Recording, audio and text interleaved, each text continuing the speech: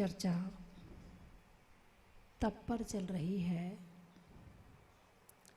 और महीना भी जून का चल रहा है। सूरज तपे तपे रे माटी, सूरज तपे तपे रे माटी, दीपक जले जले रे बाती, तुझको तपना होगा मोह तजना होगा, तुझको तपना होगा मोह तजना होगा। शास्त्र में ऐसा लिखा है कि सूरज की किरणें गर्म हैं और सूरज का मूल ठंडा है। सूरज की किरणें गर्म हैं और सूरज का मूल ठंडा है, ऐसा शास्त्र में लिखा हुआ है। तो जो तपस्या करने का तरीका है, जो तपस्या की परिभाषा है, वो भी यही है कि ऊपर से तो गर्मी हो और अंदर में ठंडक हो, बाहर से तो हीटर हो और अंदर में एसी चल रहा हो। बात समझ में आई कि नहीं आई? अभी नहीं आई। आपको गर्मी लग रही कि नहीं लग रही? लग रही है, लग रही है। झूठ नहीं बोलना, गर्मी लग रही है। आपको नहीं लग रही गर्मी, गर्मी शरीर को लग रही है। किसको लग रही है? शरीर को। मन ठंडा है, मन ठंडा है, शरीर गर्म है, इसका नाम ही तपस्या है, इसका नाम ही तपस्या है। योग भक्ति में भी लिखा है, ग्रीष्मे सूर्यांशु तप्ता, गिरि शिखर हेमा, गिरि शिखर याद नहीं आ रहा, तो उसमें ये अर्थ निकलता है उसका कि जो मुनिराज हैं वो जून के महीने में, जेठ के महीने में पर्वत पर जाके खड़े हो जाते हैं। ग्रीष्म सूर्यांशु तपता, जब ग्रीष्म काल में सूर्य की किरण तपती है और वो कहाँ खड़े हो जाते हैं? जाकर पहाड़ पर। और खड़े कैसे होते हैं? सूरज की तरफ मुख करके। ऐसा नहीं कि पीठ कर लिए तो पीठ में धूप लग जाए, चेहरे पे ना लगे, नहीं, सूरज की तरफ मुख करके खड़े होते हैं। क्यों खड़े होते हैं? वहाँ क्यों तपस्या करते हैं सूरज के सामने? जितनी ज़्यादा प्रतिकूलता होगी तो खुद की परीक्षा होती है। प्रतिकूलता में मैं शांत हूँ कि नहीं, मेरा मन ठंडा है कि नहीं, मुझे कहीं क्रोध तो नहीं आ रहा है, मैं कहीं परेशानी महसूस तो नहीं कर रहा हूँ, मेरे मन में कहीं खेद तो नहीं आ रहा है, मैं कहीं परेशान तो नहीं हो रहा हूँ, बिल्कुल शांति से खड़ा हूँ कि नहीं खड़ा हूँ। इस बात की यानी खुद की परीक्षा करने के लिए वो जून के महीने में, जेठ के महीने में सूर्य के सामने पहाड़ पे जाके खड़े हो जाते हैं कि मन शांत है, मन ठंडा है, ऊपर से गर्म है, इसका नाम तपस्या है। और जो 12 तप में एक तप है काय क्लेश, शरीर को कष्ट हो रहा है लेकिन मन शांत है। काय, काय यानी शरीर, क्लेश यानी कष्ट, क्लेश यानी कष्ट और काय यानी शरीर। काया में तो कष्ट है लेकिन मन शांत है। जो ऐसी परिस्थितियों में अपने आप को शांत रखने की साधना कर लेता है वो ही धर्म कर सकता है। और जो इन परिस्थितियों में अपने आप को शांत रखने की साधना नहीं कर पाता है वो धर्म करने में आगे बढ़ ही नहीं सकता है। या तो वो साधन का उपयोग कर लेगा और या फिर शांत रहने के लिए वो शांत रह ही नहीं पाएगा, गुस्सा आ जाएगा। क्या है, तुम्हारा तो ये खराब है, तुम्हारा तो वो खराब है, तुम्हें ऐसा करना चाहिए, तुम्हें वैसा करना चाहिए, यानी कुछ ना कुछ उसके मन में कष्ट हो जाएगा। बाहर भी कष्ट है और अंदर भी कष्ट है, दो कष्ट सहन कर रहे हैं। कितने कष्ट सहन कर रहे हैं? बाहर गर्मी का कष्ट है और अंदर गुस्से का कष्ट है। बाहर धूप की गर्मी तपा रही है और अंदर से क्रोध तपा रहा है, बेचारा दोनों से परेशान हो रहा है। अरे शरीर परेशान हो रहा है, मन को तो मत परेशान होने दो। मन जहाँ परेशान हो जाएगा वहाँ बाहर कितना भी एसी चल रहा हो और मन गरम तो सब कुछ गरम, और बाहर कितनी गर्मी हो मन ठंडा तो सब कुछ ठंडा। कर्मों की निर्जरा ऐसी ही स्थिति में होती है। जो पाप कर्म झड़ते हैं वो ऐसे ही झड़ते हैं। और यदि प्रतिकूलता में अपने आप को शांत नहीं रखा और जैसी परिस्थितियां आई वैसे ही आप मुड़ गए, तो उसमें कर्म उदय भी आया और कर्म बंध भी हो गया। दो बातें हुई, पुराना कर्म का उदय आया था और दूसरा कर्म और नया बंध गया। पहले का फल अभी भोगा और जो अभी बांध रहे हैं वो आगे भोग लेना, बस यही चलता रहेगा। तो जो तपस्या शब्द आया है वो आया है शांत रहने के अर्थ में। तो एक होता है अंतरंग तप और एक होता है बाह्य तप, है ना। बाहर का तप का तो आप तप मानते हो, उपवास किया, भाई वो बहुत उपवास करते, बहुत तपस्या करते हैं, कहते हो कि नहीं कहते हो, हैं। ऊनोदर वो भी आप तपस्या मानते हो। रस परित्याग, काय क्लेश, विविक्त शय्यासन, इसको आप तप मानते। कोई एक आसन से और कई दिन तक खड़ा रहे या कई दिन तक बैठा रहे तो आपको लगेगा नहीं नहीं बड़ा तप किया है, बहुत बड़ा तप किया है। लेकिन अंतरंग तप को तो आपने देखा ही नहीं। जब तक अंतरंग नहीं तपेगा तो बाहर का तप केवल कर्म निर्जरा का कारण होगा, और अंदर भी तपेगा और बाहर भी तपेगा वो सम्यक दर्शन का कारण होगा, वो विशेष ज़्यादा कर्म निर्जरा का कारण होगा।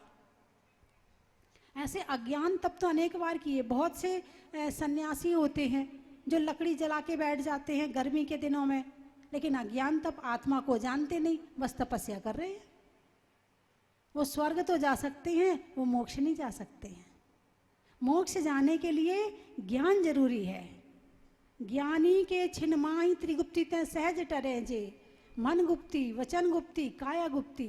उन्होंने अपनी काया को तो स्थिर कर लिया है, आगे लकड़ी जला ली है, या जमीन के अंदर घुस गए हैं उसमें बैठ गए हैं, या पानी में खड़े हो गए हैं, या पहाड़ पे खड़े हो गए हैं, उनने काया को तो स्थिर कर लिया है, पर उन्होंने अभी अपने मन को स्थिर नहीं किया है। और जब तक मन स्थिर नहीं होगा, मन आत्मा में स्थिर नहीं होगा, तब तक तपस्या में पूर्णता आने वाली नहीं है।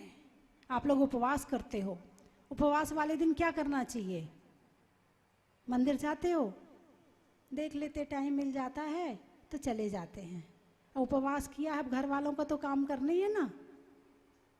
जिस दिन उपवास है, पेट को भोजन नहीं दे रहे हो तो कर्मों का भोजन आत्मा को मत दो, क्रोध का भोजन मत दो, मान का भोजन मत दो, मायाचारी का भोजन मत दो, उपवास करा दो मन को भी। और ऐसा भी हो सकता है कि आप भले शरीर से उपवास नहीं कर पा रहे हैं, लेकिन मानसिक उपवास तो कर ही सकते हैं। आज मैं क्रोध नहीं करूँगा, क्या हो गया? ये मानसिक उपवास हो गया है। आज मैं अभिमान नहीं करूँगा, आज मैं मायाचारी नहीं करूँगा, आज मैं लोभ नहीं करूँगा, आज मैं हिंसा, झूठ, चोरी, कुशील नहीं करूँगा, ये मानसिक उपवास हो गया। शरीर की तो शक्ति नहीं है उपवास करने की, मन से तो उपवास करवा ही सकते हो। अरे बोलिए ना, कौन सा कठिन है ज़्यादा, शारीरिक उपवास या मानसिक उपवास?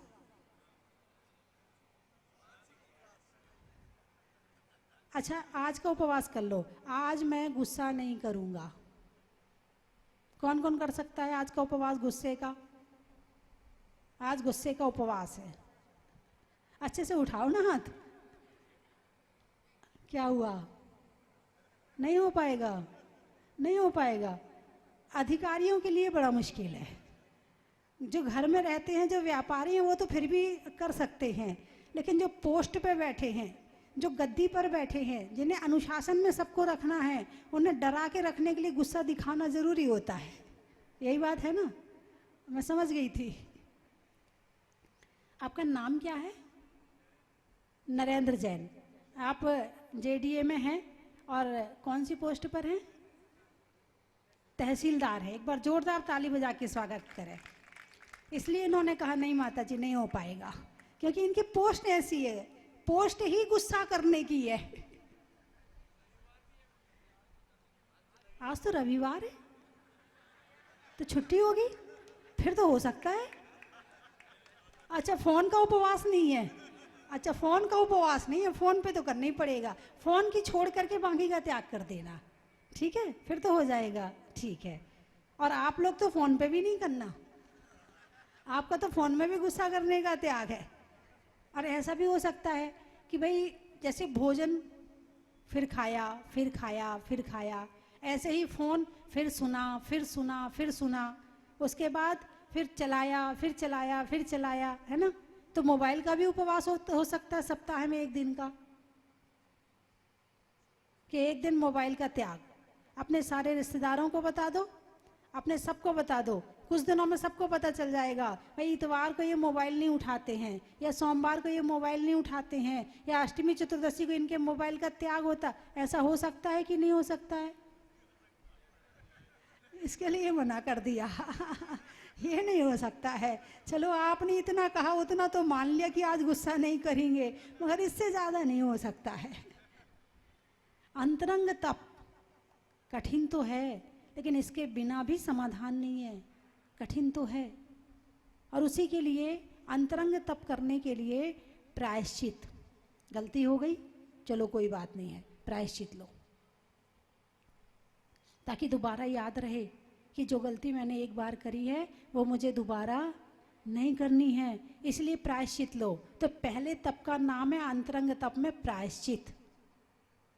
गलती तो होती है ना, सुबह से शाम तक होती है, कुछ जानबूझकर होती हैं, कुछ अनजाने में होती हैं, कुछ जानबूझकर होती हैं और कुछ अनजाने में होती हैं।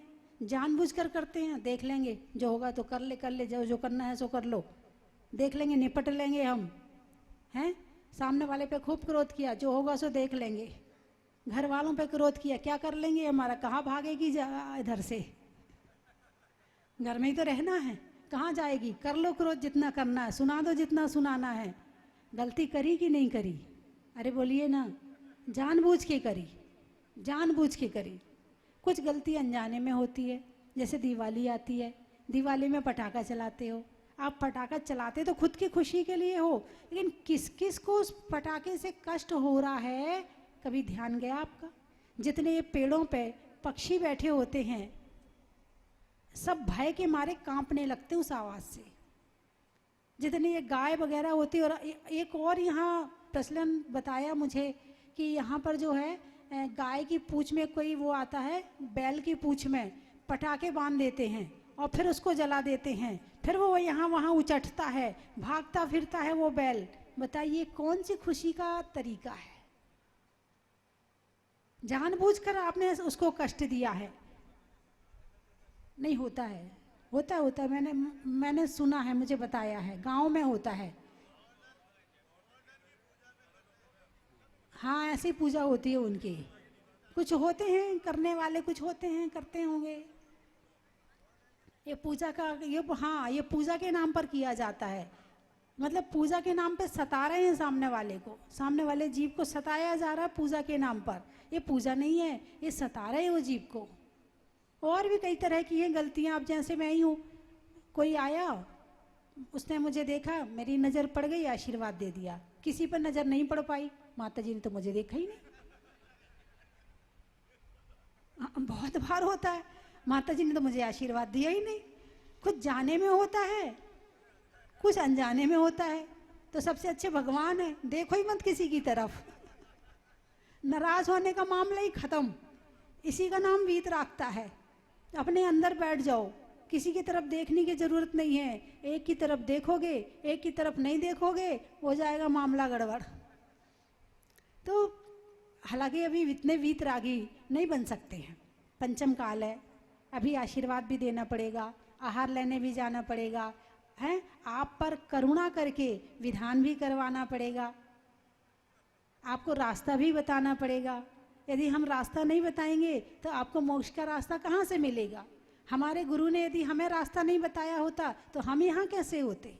जितने साधु संत आज हैं, यदि उन्हें गुरु ने नहीं बताया होता तो वो कैसे साधु संत बनते?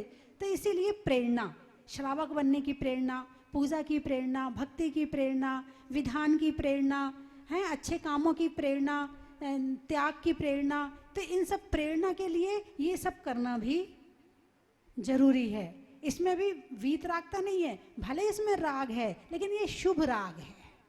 कौन सा राग है इसमें? शुभ राग है।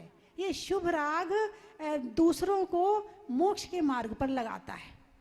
तो इसीलिए प्रवचन भी जरूरी है। अब प्रवचन मैं आपको दे रही हूं, इससे मुझे क्या मिल रहा है? अरे बोलिए ना, क्या मिल रहा है मुझे? लेकिन जो मिल रहा है वो बहुत कुछ मिल रहा है। जितने लोग इस प्रवचन को सुनेंगे, ना जाने कितने लोग प्रेरणा लेंगे, कितने लोग त्याग करेंगे, कितने लोग तप के मार्ग पर आगे बढ़ेंगे। अभी जो भारत में इतना बढ़िया माहौल चल रहा है ना, ये साधु संतों की वजह से चल रहा है। यदि इतने साधु संत प्रवचन ना करें तो जनता इतनी कंट्रोल में रहने वाली नहीं है। जितने लोग प्रवचन नहीं सुनते ना, उनको संभालना मुश्किल हो रहा है। हाँ जी तहसीलदार जी, सही बात है कि नहीं? और जितने प्रवचन के उसमें हैं, अंडर में जितने सुनते हैं, वो काफ़ी लोग इन सब चीज़ों से, बहुत सारी बड़ी बड़ी गलतियों से बच जाते हैं। हिंसा करने से बचते हैं, चोरी से बचते हैं, पाप से बचते हैं। क्यों? क्योंकि वो सुन रहे हैं बात को कि इसका फल क्या होगा। जो लोग नहीं सुन रहे हैं वो धड़ल्ले से करे जा रहे हैं, और करने के बाद में जिस दिन पकड़ आते हैं तो जेल चले जाते हैं। मैंने तो बताया था कैदियों को भी, भाई आप लोग गलती करके जेल में आए, और जब जेल में आए हो तो आप क्या सोचते हो कि जेल में बड़े आराम से आप रह रहे हो? आपके कारण से सरकार को कितना खर्चा करना पड़ रहा है। कितने वकील हैं, कितने प्रशासन है, पुलिस प्रशासन है, कितने मतलब कितना खर्चा करना पड़ता है प्रशासन को कि सामने वाला गलती ना करे। इस बात के लिए मैं एक बार जब सेंट्रल जेल अंबाला में गई तो वहाँ पर वहाँ पहली बारी कोई साधु संत उस जेल में गए थे। तो वहाँ पर जब अंदर गई तो किसी ने कहा ये हमारी साध्वी जी माता जी हैं, आप इनको नमस्कार करें। तो जेलर साहब यूं यूं किया और फिर दूर जाके खड़े हो गए। फिर उसके बाद अंदर गए, अंदर जहाँ प्रवचन होना था वहाँ प्रवचन हुआ। प्रवचन के बाद वो जेलर आया, बोले माता जी नमस्कार नमस्कार नमस्कार, झुक झुक के नमस्कार कर रहा है। हमने कहा अब क्या हुआ? फिर माइक पे खड़ा हुआ और उसने ये बात कही कि जो आपने प्रवचन किया है, मैं ये समझता हूँ कि जो आपके ये प्रवचन सुनता है, आधे से ज़्यादा लोग पाप करने से बच जाएंगे और जेल में जाने से बच जाएंगे। एक और बात कही उसने, वो बड़ी गजब की थी। उसने कहा कि मैं सोचता था कि इंसान को केवल डंडे के डर पे ही सुधारा जा सकता है, लेकिन आपके प्रवचन जो सुनता है वो दिल से सुधर जाता है, वहाँ डंडे की ज़रूरत नहीं पड़ती है। ये अंबाला के जेलर की बात है। ये तो बात चल रही तप की। तप जरूर करना चाहिए। अंतरंग तप, कम से कम उपवास नहीं कर पा रहे हो तो प्रायश्चित तो कर सकते। कोई गलती हो जाती है, माला फेर लो, एक दिन का घी त्याग कर दो, एक दिन का तेल त्याग कर दो, एक दिन का चाय त्याग कर दो, एक दिन आपको मतलब एक आसन कर लो। बड़ी गलती हो गई है एक आसन कर लो, और बड़ी गलती हो गई है उपवास कर लो। मुझे मालूम है सब लोग साधु के पास जाके प्रायश्चित नहीं ले पाते। पहली बात तो गलती का एहसास ही नहीं होता है। जैसे गलती का एहसास होना शुरू हो गया, समझना धर्म आना शुरू हो गया। जिसके प्रायश्चित के भाव आने शुरू हो गए, समझना धर्म आना शुरू हो गया। कई बार गाड़ी में जाते हैं लोग, कोई जीव जंतु सामने आ जाते हैं, बहुत रोते हैं, बहुत रोते हैं, और इतना रोते बोले माता जी कोई प्रायश्चित दे दो, पंचेंद्रीय जीव की हत्या हो गई हमसे। और एक बार एक भाई थे, कोटा की बात है कि वो गाड़ी जो है आगे नहीं ले जा रहे थे, वो पीछे से ले जाना, आगे रास्ता था मगर सामने चींटी और चींटे बहुत थे, तो वो पीछे बैक करके और वहाँ से ले जाना चाह रहे कि मैं पीछे ले जाऊँ मैं गाड़ी और पीछे वाली गली से निकल जाऊँगा, यहाँ सामने चींटियाँ बहुत हैं। इतने में उनकी गाड़ी जो है किसी दूसरे की गाड़ी से टकरा गई। वो नीचे उतरे, भाई क्षमा करना तुम्हारी गाड़ी को चोट लग गई। बोले पीछे क्यों जा रहे हैं आप? बोले सामने चींटी चींटी हैं। बोले कोई बात नहीं, कोई बात नहीं, जो चींटी चींटी को बचा रहा है वो मेरी गाड़ी को धक्का जबरदस्ती क्यों मारेगा? आपने बिल्कुल जानबूझ के नहीं मारा है, कोई बात नहीं। तो ऐसे लोग भी इस संसार में अभी हैं, और जब तक ऐसे लोग रहेंगे तब तक धर्म चलता रहेगा। लोग कहते जरूर है जमाना बहुत बुरा आ गया, जमाना बहुत बुरा आ गया, लेकिन उसी जमाने में यदि देखा जाए तो इतने लोग यहाँ पूजा में बैठे हैं, इतने लोग यहाँ विधान में बैठे हैं, इतनी भाग भाग के सेवा कर रहे हैं, इतनी वैयाव्रती कर रहे हैं, इतना सब कुछ कर रहे हैं, तो अभी कहाँ बुरा जमाना आया है? अभी तो जमाना अच्छा आ रहा है। हाँ, 20-30% ऐसे हैं जो इस जमाने से बिल्कुल अलग हैं, उनकी दुनिया अलग है, उनकी दुनिया शराब की है, उनकी दुनिया व्यसन की है, उनकी दुनिया अलग ही है। वो इसमें शामिल ही नहीं होना चाहते। लेकिन एक दिन ध्यान रखना, वो जरूर लौट के यहीं वापस आएंगे। जब उस दुनिया से परेशान हो जाएंगे तब इसी दुनिया में वापस आएंगे, क्योंकि सुकून और शांति जब भी मिलेगी वो यहीं मिलेगी। जब तक वो भुगत रहे हैं भुगत लें। और कुछ ऐसे होंगे जो वापस नहीं आ पाएंगे, वो ऊपर चले जाते हैं, अपनी जिंदगी को बीच में ही खत्म कर लेते हैं, परेशान हो जाते हैं, क्योंकि परेशान तो होंगे, रास्ता तो सही वो है ही नहीं है, परेशान तो उन्हें होने ही होना है। और जिस दिन ज़्यादा परेशान हो जाते हैं उस दिन नमो से धाड़म हो जाते हैं। तो इस दुनिया में धैर्य है, सहनशीलता है, धर्म है, विनय है, भक्ति है, प्रभु हैं, परमात्मा है, साधु संत हैं, और सबसे बड़ा सहारा धर्म का है। और जो धर्म के सहारे जीता है उसका सारा जीवन, चाहे परेशानियां दिमाग में बाहर परेशानियां हैं कोई दिक्कत नहीं है, लेकिन मन में धर्म है ना, शांति है। घर में कमी है ना, कोई दिक्कत नहीं है। घर में रहने वाली वस्तु की कमी हमें दुखी नहीं कर सकती है। क्यों? जहाँ संतोष है वहाँ सुख है। जो मिला वो किसी से कम नहीं, और जो नहीं मिला उसका गम नहीं। जो मिला, इसके स्टिकर बने हुए रखे, लेके जाना अपनी अपनी गाड़ी में, अपनी रसोई में, अपने घर में जरूर लगाना, दुकान में जरूर लगाना, और 2-4 दुकान में भी रखना। कोई पढ़ के कहे मांगे तो दे देना उसको, क्योंकि सारी दुनिया परेशान है असंतोष से, तृष्णा से, द्वेष से। तो उसमें दवाई है। यदि शरीर की दवाई मेडिकल में मिलती है तो आत्मा की सुखी होने की दवाई मंदिर में मिलती है, संतों के पास मिलती है।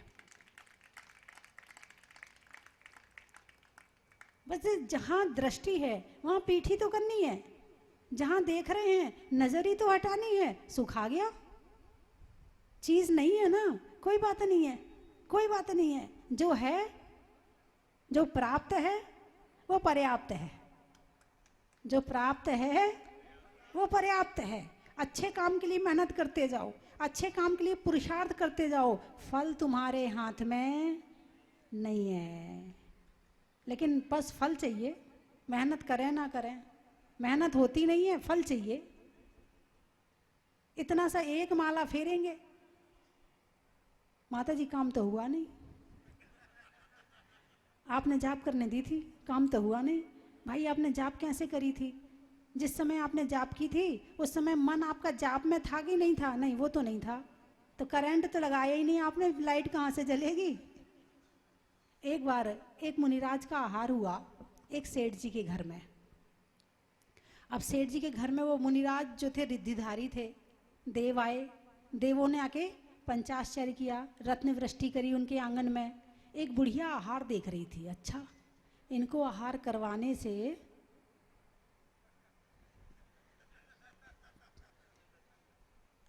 क्या हुआ? आपके चेहरे पे मुस्कुराहट है, रत्न वृष्टि होती है, इनको आहार करवाने से देवता आ जाते हैं। ठीक है, मैं भी आहार करवाऊंगी।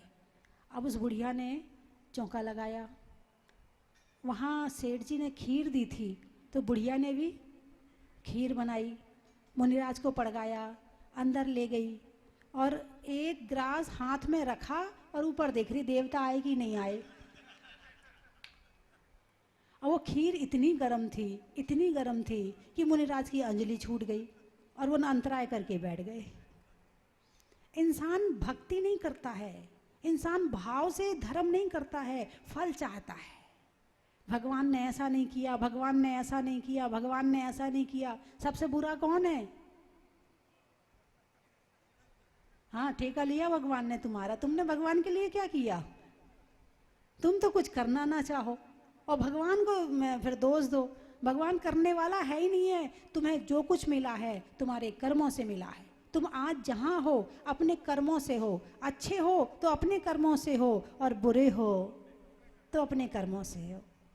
चलो कोई बात नहीं, जो बीत गया सब बीत गया, अब तो अच्छे बन जाओ, अब तो सुन लिया आपने, अब तो अच्छे बनने का प्रयास करो, अब तो भावों को अच्छा बनाने का प्रयास करो, अब जितना इतना पुरुषार्थ करो कि पीछे जितना गड़बड़ हुआ था वो सारा ठीक हो जाए।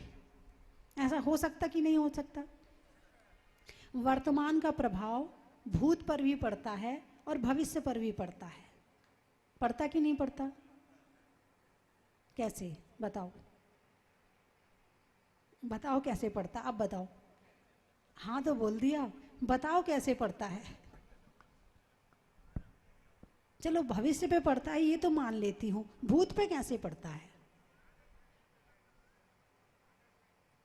स्वाध्याय करो तो पता चले, स्वाध्याय करते नहीं हो। चलिए मैं बताती हूँ। जैसे जब सम्यक दर्शन होता है, जब सच्ची भक्ति करते हैं, जब आत्म तत्व का ज्ञान करते हैं, तो उस समय सम्यक दर्शन जब होता है तो भूत के जितने 70 कोड़ा कोड़ी सागर का जो मोहिनी कर्म है वो अंतः कोड़ा कोड़ी में खत्म हो जाता है। यानी पुराने जो कर्म बंधन किए थे वो खत्म हो जाते हैं, अब वो भोगना नहीं पड़ेंगे। जो पुराने कर्म बांधे थे वो भोगना नहीं पड़ेंगे, वो झड़ गए, बिना कुछ किए झड़ गए। केवल भक्ति से, केवल श्रद्धा से, दृढ़ श्रद्धान से, सम्यक दर्शन की प्राप्ति से, बिना फल दिए इतने बुरे बुरे कर्म कि जिसको फल भोगते तो पता नहीं क्या क्या सहन करना पड़ता है, ऐसे कर्म भी भगवान की भक्ति से, सच्ची भक्ति से, सच्ची भक्ति बिल्कुल दिल से की हुई भक्ति से वो कर्म झड़ गए, अब आपको फल नहीं भोगना पड़ेगा। ये तो हुआ कि वर्तमान का प्रभाव भूत पर पड़ा, ठीक है। वर्तमान का प्रभाव भविष्य पर कैसे पड़ेगा? जब वर्तमान में आपने अच्छा काम किया है, अच्छे कर्म किए हैं, खूब सच्ची भक्ति करी है, तो इससे भविष्य सुधर गया तो भविष्य पे प्रभाव पड़ गया। इसलिए सुधारना है तो किसको सुधारना है? लोग भविष्य की तरफ देखते, या तो भूत में रहते हैं या भविष्य में रहते हैं, या तो भूत में चले जाते, उसने ऐसा किया, उसने ऐसा किया, उसने पहले का तो है ही, और वर्तमान का बंधन भी खराब हो गया और भविष्य भी खराब हो गया। वर्तमान बिगड़ेगा तो भूत भी बिगड़ेगा और भविष्य भी बिगड़ेगा।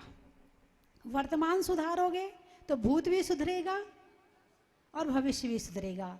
इस समय आप जो कर रहे हैं, इस समय के जो भाव हैं आपके, इन भावों से आपका भूत भी सुधर रहा है और भविष्य भी सुधर रहा है। तो बंधुओं, बात तो तपस्या की करनी थी, वो तो आप कर ही रहे हैं, फिर कर लूँगी। अभी तो हूँ ना जयपुर में, फिर कर लूँगी। आप लोग तो सुनने के लिए आते ही हो, और यहाँ नहीं आ पाते तो टीवी खोल के बैठ जाते हो, कहीं ना कहीं तो आप सुन ही लेते हो। तो आज यहाँ पर आना हुआ, पहले भी आई थी। पहले जब मैं आई तो यहाँ पर मैंने देखा एक सामान्य जैसे आते हुए, ठीक है माता जी दर्शन कर लो, दर्शन कर लो, तो शिव जी गोधा की नसिया दर्शन कर लो। अच्छा जी कर लेते हैं। पहले तो ऐसे आई थी, लेकिन अब दूसरे हिसाब से आई हूँ। आप पूछो कौन से हिसाब से आई माता जी?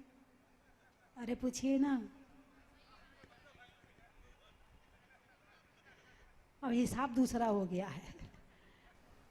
चलिए मैं तीन चीज़ें बोलूँगी, आपको कहना बड़ा ही महत्व है।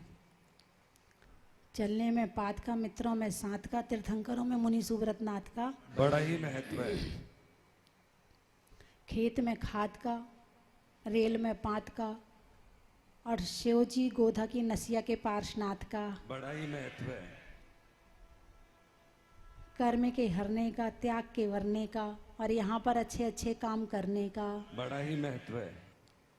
भाव से तरने का, भाव से तरने का, पुण्य कोष भरने का, और यहाँ की सेवा करने का बड़ा ही महत्व है। बहू में सास का, लेने में सास का, और साधुओं के चतुर्मास का बड़ा ही महत्व है। सावन में बिया का, राम की सिया का, और जयपुर में शिवजी गोधा की नसिया का बड़ा ही महत्व है। उड़ाने में काइट का, रंगों में वाइट का, और कॉलोनियों में न्यू लाइट का बड़ा ही महत्व है।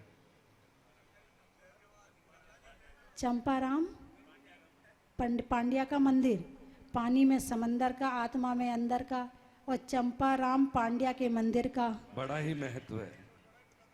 देने में प्रमाण का, बोलने में अच्छी जुबान का, और कॉलोनियों में जय जवान का, बड़ा ही महत्व है। स्वर्ग में परी का, छोड़ने में हरि का, और वेदी प्रतिष्ठा होने में जनकपुरी का। बड़ा ही महत्व है। बोलिए 24वें भगवान की जय।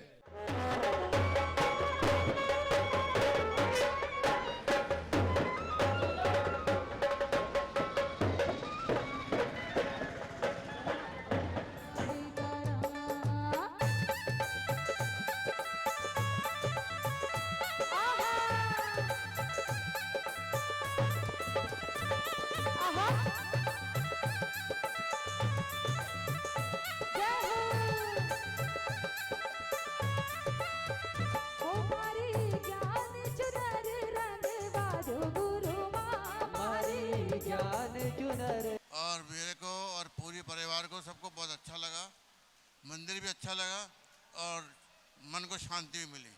पूरे परिवार के साथ में बहुत ही अच्छा फील कर रहे हैं। और यहाँ की सुविधाओं के बारे में मैं ये कहना चाहूँगा, बहुत अच्छी अरेंजमेंट्स हैं सारे। यहाँ पर आकर ऐसा लग रहा है मन मुदित हो गया।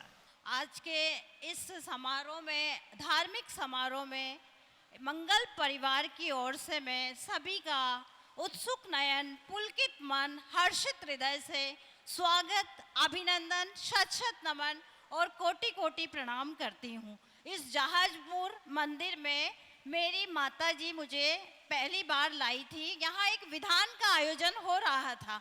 उस दिन मेरे मन में, आज से 1 वर्ष पूर्व माता जी, मेरे मन में विचार आया था, मन में एक प्रश्न आया था कि जैसा विधान यहाँ पे ये लोग नाच के और उत्साह से कर रहे हैं, उसी प्रकार का आयोजन हमारा पूरा परिवार बाबा तेरे दरबार में करे। मेरी ये भावना है कि आप लोग भी दर्शन को अवश्य पधारें। और मेरा ये मानना है कि ऐसा क्षेत्र, ऐसे भगवान शायद कहीं और दर्शन करने को मिले ना मिले। आर्य का स्वस्ति भूषण माता जी ने जिस तरह से इस क्षेत्र के विकास में सहयोग प्रदान किया एवं मार्गदर्शन दिया, वो भूरी भूरी प्रशंसा के काबिल है। कभी पर्वत सा वजन बढ़ाते हैं, कभी हल्के हो जाते हैं। कभी पर्वत सा वजन बढ़ाते हैं, कभी हल्के हो जाते हैं। अपने भक्तों का मान बढ़ाते हैं, पल में हल्के हो जाते हैं।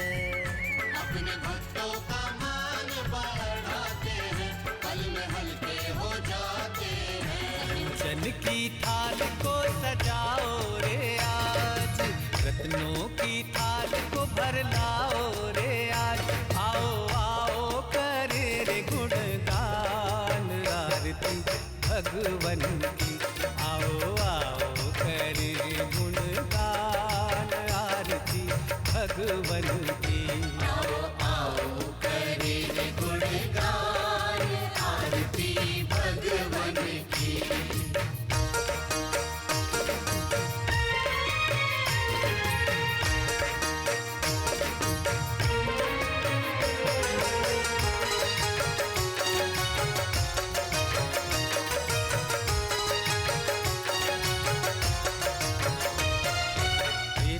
सुमित्र के राज दुलारे, माँ पद्मा जी के नैनों के तारे। पिता सुमित्र के राज दुलारे, माँ पद्मा जी के नैनों के तारे। राजगृही में जन्म लियो आप, राजगृही में जन्म लियो आप। आओ आओ मनाए खुशी आज आरती भगवन की। आओ आओ करे गुणगान आरती भगवन की। आओ आओ करे गुणगान आरती। परम विदुषी लेखिका गणिनी आरिका रत्न श्री 105 स्वस्ति भूषण माता जी, जिन्होंने मात्र 20 वर्ष में 100 से भी अधिक किताबें लिखकर जैन समाज को अनूठा योगदान दिया है।